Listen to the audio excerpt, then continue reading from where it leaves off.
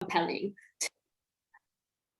So I really enjoyed it. They raised quite a number of issues, not just about the harmful health effects of sugar with the research that they presented, but also around the issues and challenges that we tend to find when it comes to advocating for public health policies that help to combat the negative health effects that we're definitely seeing and what trends have shown over time as a result of high sugar consumption from our foods and drinks. So there was a lot to definitely talk about and dive into, I feel. So yeah, I mean, what were your thoughts and other people's thoughts? I see someone said very informative. So thank you, Nicole. Nicole said very informative. So does anybody else want to share their first thoughts about the documentary? So what I can do is, if you let me know, then I can actually allow you to speak, so you can speak up and share your thoughts. Would anybody like to share their thoughts on the documentary? Anybody at all? You can raise your hand and then I will unmute you. Would anybody like to share their thoughts? No? Anybody? Anybody? Don't be shy, don't be shy. So anybody like to share thoughts? Any kind of thoughts? No? Okay. So we'll continue having a little chat with Isalean. So I think for me, if I had to say my first thoughts on it, I think it's just very disappointing to hear the food industry's response to a lot of the questions that was posed to them. I think they were, as you can see throughout the history of the sugar industry, they've been very manipulative and a little bit dishonest in terms of the links between sugar and disease. And then that makes it very hard for people to make an informed decision about the foods that they should eat. You know, they haven't labeled the products properly. They haven't educated the public around some of the links. So I think that makes it very hard for each of us to be healthy and to make really informed choices about the foods that we eat. I think it was sad to see that they also blocked a lot of the research. So if you could see that for, I don't know how long it was, they said about maybe 20 years, they'd actually blocked research around sugar. So which means, again, there's a huge loss of opportunity for us to really understand the impacts of sugar on our health. So I think that was a little bit dishonest. And then, as you can see, they said they even equated the sugar industry's behavior to the tobacco industry's behavior. And we know the tobacco industry haven't behaved properly at all. So so that's what stood out for me, I think, is the very people that you're thinking are the ones that are going to look after your health, because they're the ones providing the food, are actually the ones that are really looking out for profit and not really concerned about your health. So I think that was a little bit disappointing. But I don't know if anybody else has any thoughts. If not, then I'm going to ask Isalean another question. But any thoughts? Anybody out there? Please be shy. Yeah, don't be shy, don't be shy. Okay, so we're going to move on to another question then. So, I mean, if you had to pick one area, Isalean, that stood out for you, what really stood out for you in terms of the documentary? I would say similarly to what you expressed. The thing is, industry interference, that's what we term it now, when it comes to recognizing the different tactics and ways the industry itself, so the manufacturers and the producers of these products, the way they go about really trying to hide information. So, you know, I don't want to say that they lie, but they withhold information, you know, just as a result of what you say, not allowing research to happen, but making, you know, labels kind of convoluting, because, you know, as they said on a nutrition label, and you can actually test this. We see this presently today, where when it comes to the ingredients list, you see the percentage daily value on each ingredient except sugar. And that is because most oftentimes the amount of sugar in a product exceeds the daily value that you should. Oops, hello.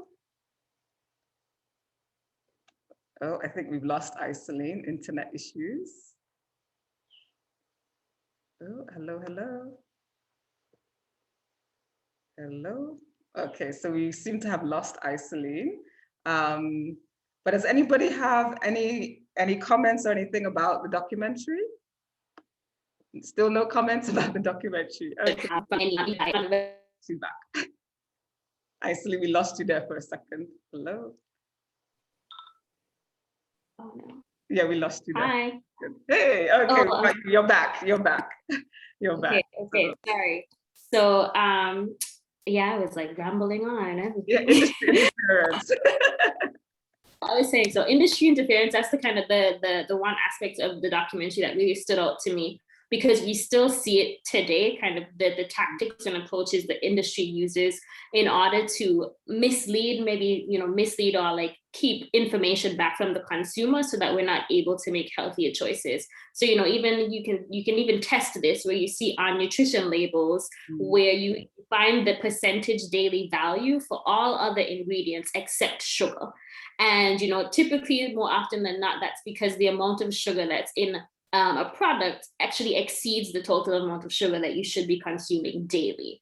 And so I think, for me, just the different tactics that industry uses, not only to block research around what's happening, or not only to just not provide the information, but also to promote and advertise products that are in a misleading way. They may say, oh, this is healthy because it has more vitamin C, and so it's kind of promoting it in a way that really doesn't allow the consumer to really know the information that they need. And we should be informed in order to make healthy choices. And that really hits home because we see that happening today still, where we have a lot of industry interference. And that's a real challenge when it comes to the advocacy that we're doing in order to call governments to action. And just the fact that industry oftentimes, has a stronger connection with government officials. And so, in the documentary, we see one of the things where they said they were trying to pass a bill or something, and that didn't happen because industry kind of interfered in the background. So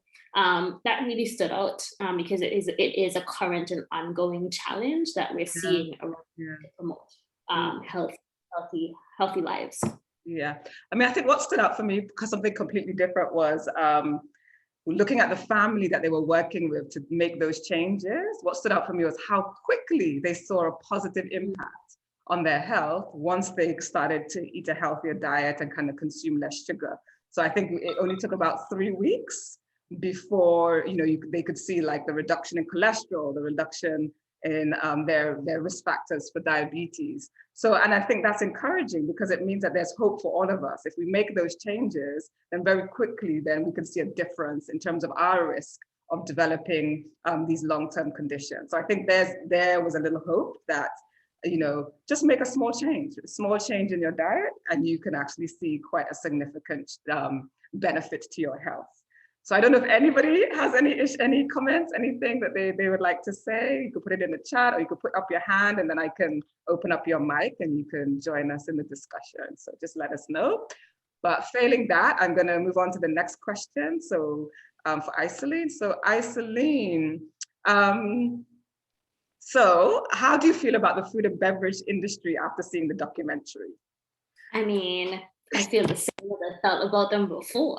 It's just, I mean, it's quite clear. I think we need to understand where the food and beverage industry comes from, and they focus on profit. They look at their bottom line, and they're may not necessarily be prioritizing what's good for public health. And so I think we should all we ought to be wary about the food around the food and beverage industry, just in terms of just being a lot more conscious about the promotion and advertising of what they're doing, and understand that their objective is perhaps different from somebody who actually works within public health, where we're really trying to prioritize what's healthy and what's good for our bodies versus how we can make a profit off of people's livelihoods. So and my feelings towards them after this documentary, and after seeing just all of these different tactics and how far industry would go in terms of like burying actual research or blocking actual research, like medical research that we need, it's not favorable. Yes, definitely not favorable. Yeah. And I think for me, again, it was disappointing to see their behavior, but then it just feels like a lot of these industries are playing from it, like they all went to the same school, like they're using the exact same tactics from the pharmaceutical industry to the tobacco industry, now the sugar industry. They're all using the same tactics of discrediting science, of industry interference, blocking policies. So it feels like we just all have to do a little bit more to really try and push back and ensure that whatever decisions are made around policies, around health education, that it's accurate, and that we really do sort of question industry a little bit more so that, you know, we have products on the market that are not going to harm our health. Anybody want to say anything?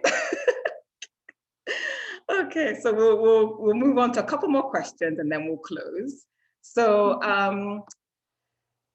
I'm going to ask one more industry question, and then I'm going to try and ask a couple of questions specific to St. Kitts. So one of the things that industry always says is that they're being responsible, as far as they're concerned, they're being responsible. What they're doing is that they are giving consumers a choice. So they're saying, okay, we have products that are both healthy and unhealthy. Consumers can choose whatever they want, and they're choosing to eat unhealthily. So do you think it is, whose fault do you think it is? Do you think it's food and beverage industry, the government, the actual consumer, so us as the consumer, we're picking unhealthy food? So is it really our fault, or is it the food and beverage industry's fault when it comes to you know, the foods that we consume and the foods that we buy? Well, I think when it comes to that question, we kind of need to be a bit more conscious in terms of trying to like place blame in one place. I think, you know, I do believe that we all have a responsibility, you know, the individual, the industry, the government, to make sure that we ensure that we take care of public health and wellness. And that's, you know, requires an all of society approach.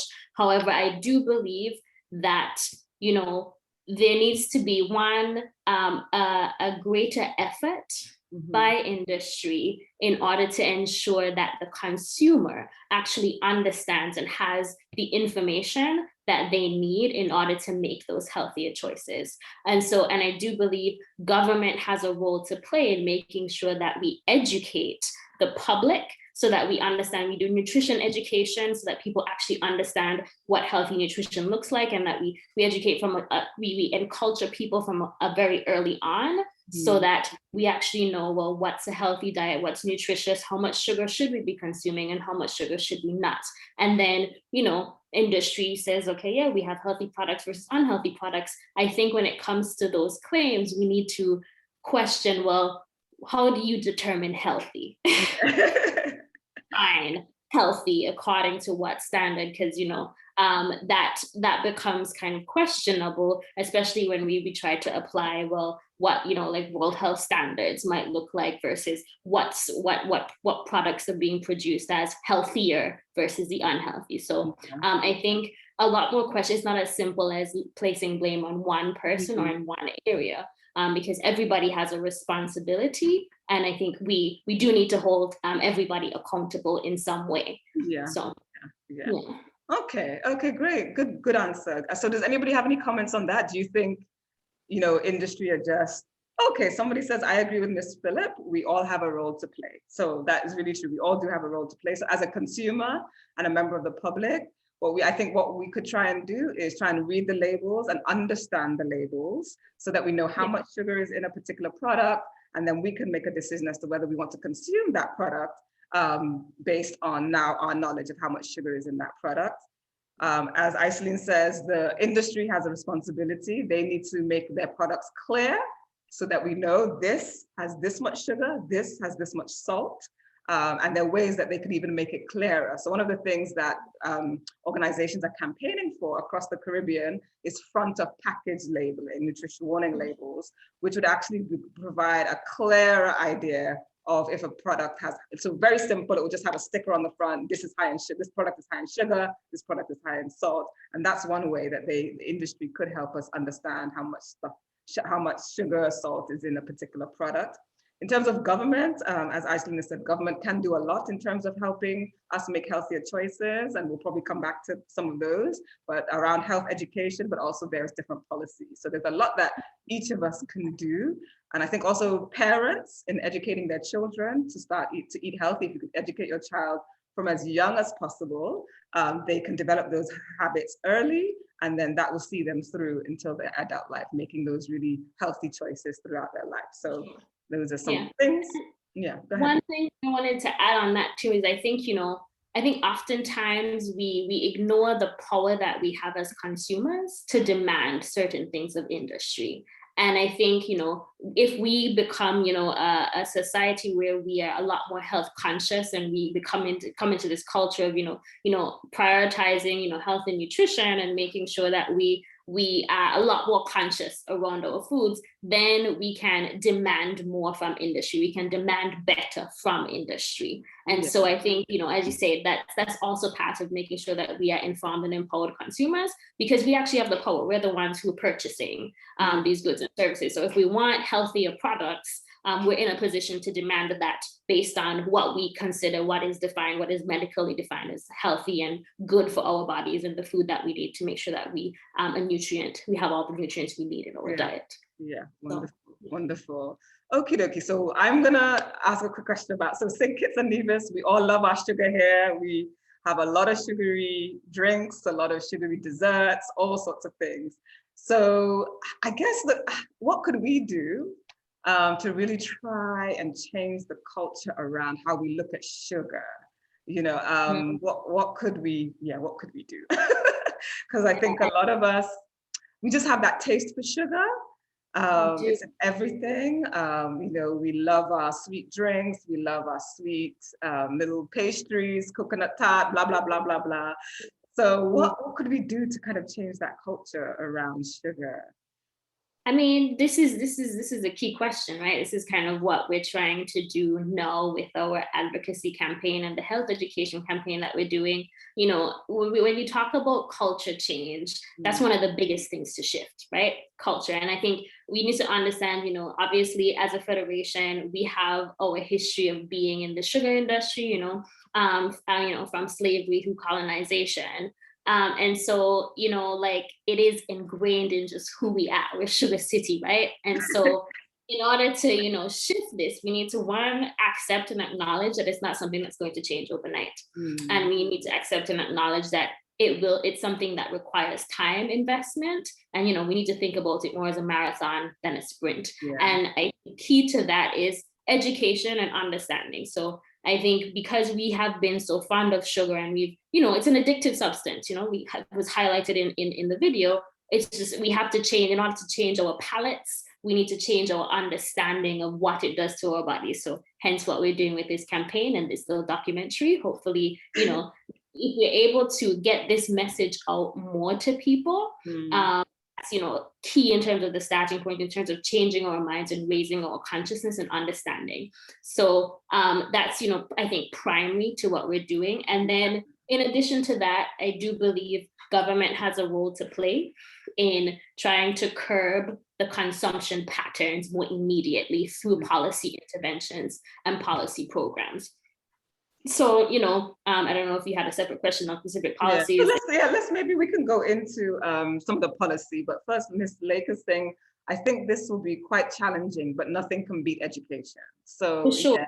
Yeah. And I mean, absolutely. I mean, it's like I said, it would definitely be challenging, and it's not something that's going to change overnight, but not because it will be challenging doesn't mean that it's not necessary for it to be done, because we know that, we have extremely high rates of diabetes. We have like one of the highest rates of diabetes per capita in the world because we're so small.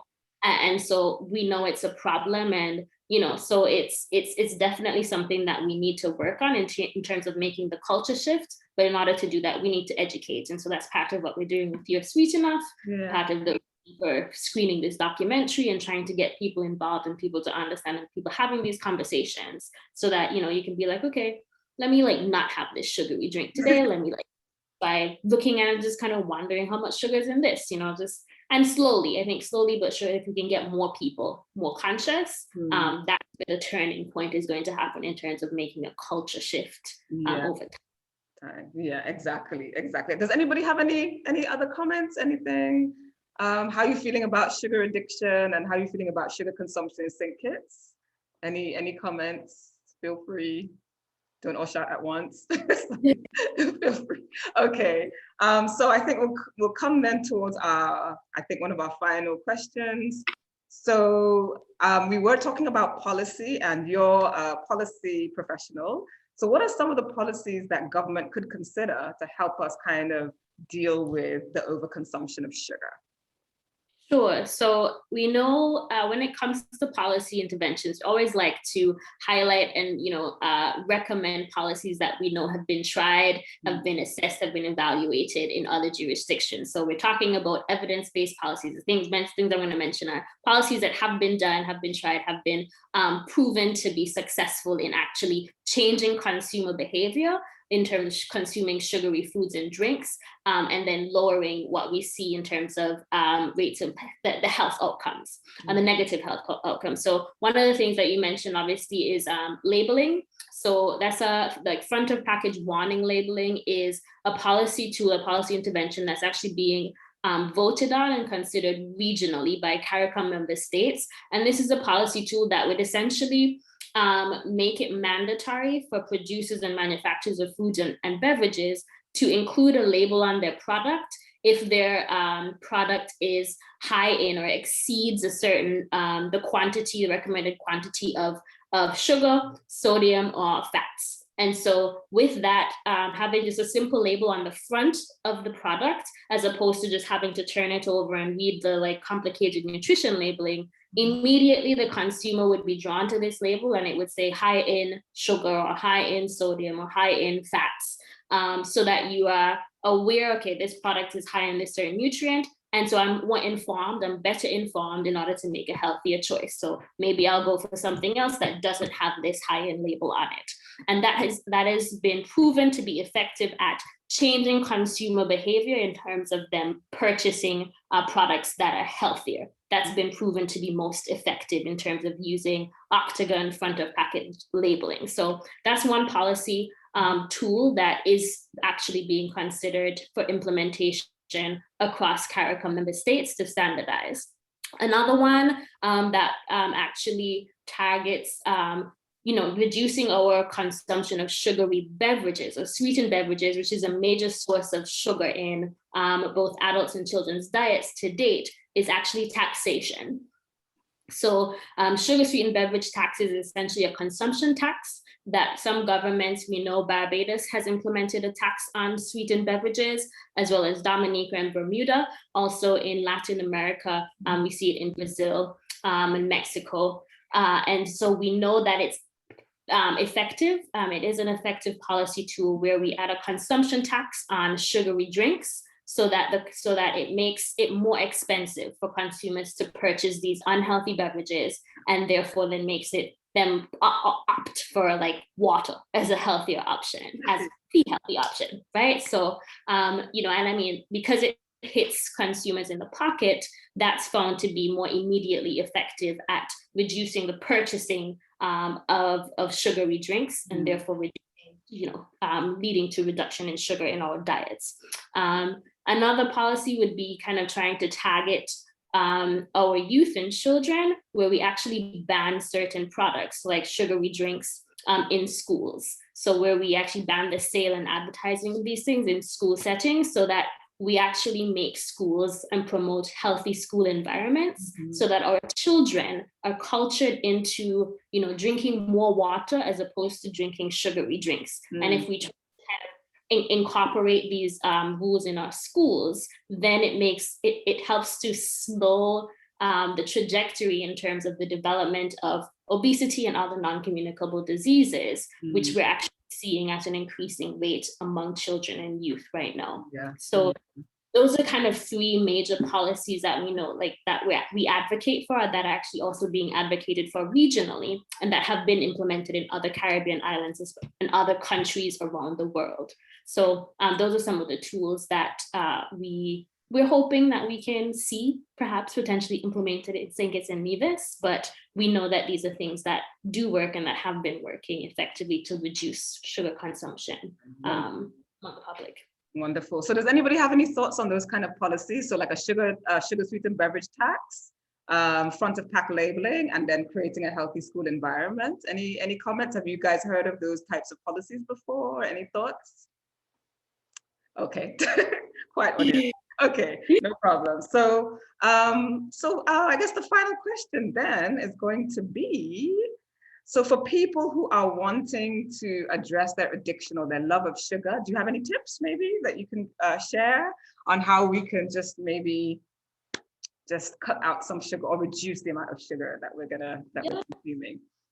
I mean, I think, if we take a personal, we take on a personal kind of responsibility, take on a personal challenge for ourselves, if it's something that you want to do. If you know that, okay, yeah, maybe I consume multiple sugary beverages a day, or I drink Coke every day or something, and we know that's bad for your health and you want to do better, okay, that's great. I think we can go about doing this by, you challenge yourself, maybe decide every lunchtime, instead of buying a soda or instead of buying a sweet juice or an iced tea or a sports beverage, I'm going to have lunch with a bottle of water instead. And I think we start small, just like the family in the documentary did. You start small, and then, I want to say I guarantee, but I strongly believe that you will definitely experience and feel the health benefits of, just making these small changes. And, you do it for 2 weeks, and then that 2 weeks can turn into 4 weeks, and that 4 weeks can turn into, 2 months, and then it can turn into a lifetime. I would say start small, by just, if you know what your consumption habits are, be honest with yourself in terms of what your consumption habits and patterns are. If you have a lot of sugary cereals, maybe like try doing just oatmeal without sugar, or, removing the sugary beverage from your day, and drink more water. Start small, and then you can work up the courage and the discipline to make bigger cuts and to make bigger changes in your diet and your consumption, and eventually, it will pay off. I see one person said they will try it from tomorrow. Yes, definitely. That's great. Thank you. Yes, everybody just try. Like, instead of, like Isalean said, instead of having a soda with your meal, just have water, and that's, you're already reducing your consumption that way. So if you can make that commitment, you never lose with drinking water instead of a sweetened beverage. You never lose at all. Or even if you're a big tea or coffee drinker, try it with like maybe just 1 teaspoon of sugar first instead of 3. Small cuts, small cuts, and there, yourself, your habits. And so most definitely, first thing is be honest with your habits, and you'll be able to identify the areas where you can cut out some sugar here and cut out some sugar there. You get it, for sure. I would certainly encourage people to Exactly. And you'll see the benefits. Like Isalean was saying, when we looked at the documentary, that family saw the benefits within 3 weeks. So you will definitely see the benefits. So we're going to wrap up. But before we wrap up, we're going to do like a little poll. So I hope you guys are up for it. So we're going to launch a little poll and ask you 2 questions. It'd be just great to hear what your thoughts are. So we're launching the poll. So it should come up on your screen. So the first question is, through this documentary, did you learn something new about the impact of sugar on your health, on our health? So you can either say yes or no if you're able to. Oh, has it? And then wait. Okay, yes. Okay. And then it says, has this documentary motivated you to consume less sugar? Yes or no. So if you can just indulge us and answer those questions. So far, 6 people have said yes, this documentary, they did learn something new about the impact of sugar. And 7 people have said the documentary has motivated you to consume less sugar. So that is great. So I'll just leave it for a little while, see if anybody else wants to answer the questions. But does anybody else have any questions or anything? I want to make any comments about the documentary? No. Okay. All right. No problem. So we'll end the poll. So thank you so much. So just again to say thank you so much, everybody, for joining this event today. So we tried to do something new, a film screening as a different way of trying to get some information across really about our health and educating all of us about our health and what we could do to be healthier. So the campaign that we have ongoing right now, which Isalean is taking the lead on, is called You're Sweet Enough. So I don't know if Isalean just wants to say something very quickly about You're Sweet Enough. Sure, I can. No problem. So You're Sweet Enough, it is a public health education campaign, which is intended to educate and inform the public around the dangers of consuming sugar-sweetened beverages or sweetened beverages in general. And so the objective of the campaign is really so that people to raise consciousness around the dangers of consuming sweetened beverages and to also encourage and mobilize people to drink water instead. And so our messaging is, you're sweet enough, and consume fewer sweetened beverages and drink some water and show your body some love, because Yeah. you're all enough. And so I really want to encourage people, if you haven't already, like and follow us on Facebook, on Instagram, on Twitter, and that's where you can kind of follow our activity for the campaign. So through the campaign, we have quite a number of educational infomercials, video content, animations that are quite educational, funny, humorous, and so it's a really big campaign. So we're ongoing until the end of the year. You'll be finding a lot of messaging around it, and we do a virtual health series where we interview different people, including medical professionals, around educating and telling us a bit more about sugar, also nutritionists. So it's a kind of a comprehensive approach to health education, which we all kind of talked about and agreed is important in terms of helping to shift that culture. So that's really what we're trying to do here at Lake Health and Wellbeing with our campaign. So really appreciate your support, and we encourage your support by following and liking us on our pages and following the content that we've been so diligently producing for you all. Yeah, so thank you so much. So yes, like Isalean says, follow us. Today we released a wonderful video that Isalean was involved in on how to make an alternative to sugar sweetened beverage. And this drink is called the Monkey Chaser, made with tamarind, peanuts, and banana. So you could find the video on Instagram, and we go through how you could make that drink. So that's an alternative to like soda. So a nice, healthier beverage. So thank you once again, everyone, for joining. We're going to try and do a couple more of these events over the next few months.